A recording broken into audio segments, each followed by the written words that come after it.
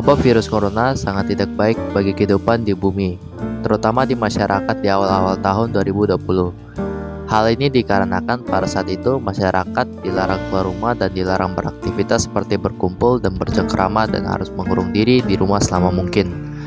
Ini berpotensi menyebabkan masyarakat menjadi stres yang disebabkan oleh isolasi mandiri.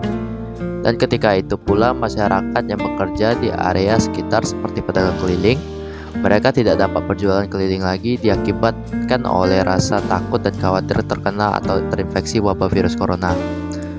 Hal ini juga berdampak pada anak-anak yang kurang mengetahui hal-hal yang sedang terjadi di luar karena anak-anak hanya dapat bermain di dalam rumah.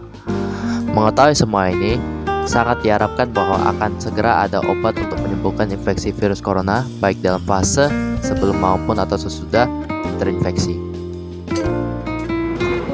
Coronavirus Disease 2019 atau biasa disingkat COVID-19 sendiri adalah penyakit menular yang disebabkan oleh SARS-CoV-2, salah satu jenis coronavirus.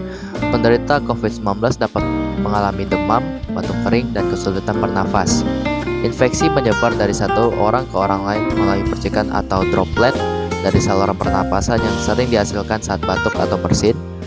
Jarak jangkauan droplet biasanya dapat mencapai hingga 1 meter. Droplet bisa menempel di benda, namun tidak akan bertahan lama di udara. Waktu dari paparan virus hingga timbulnya gejala klinis antara 1-14 hari dengan rata-rata 5 hari.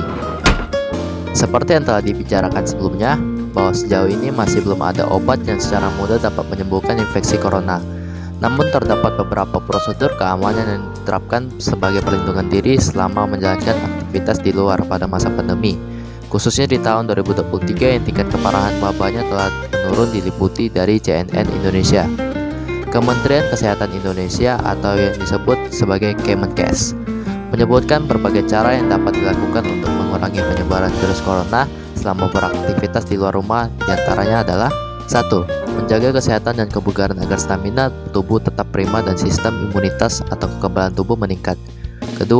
Mencuci tangan dengan benar secara teratur menggunakan air dan sabun atau hand rub berbasis alkohol.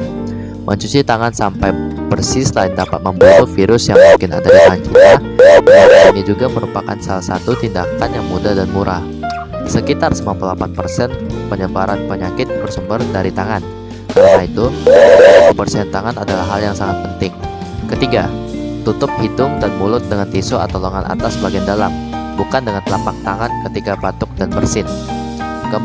Sebisanya menghindari kontak dengan orang lain atau berpergian ke tempat umum jika tidak diperlukan. Adapun program vaksinasi yang sudah dijalankan oleh pemerintah selama beberapa tahun lalu, dan diharapkan dengan begini dapat menekan angka kejadian penularan COVID-19 di Indonesia maupun di lingkungan sekitar kita. Oleh karena itu, masyarakat diharapkan untuk kembali dapat menjaga diri sendiri walaupun mengingat angka kejadian penularan sudah menurun di tahun 2023. Bukan berarti tidak ada kemungkinan untuk menyebar luas lagi. Adapun cara alternatif yang baik untuk menghabiskan waktu di rumah ialah dengan melakukan hal-hal positif atau kreatif seperti berjualan online, belajar atau membaca referensi baik dari buku maupun internet lewat gawai pintar. Bapak Menhub Budi Karya yang gak punya gejala-gejala virus corona saja masih bisa positif corona.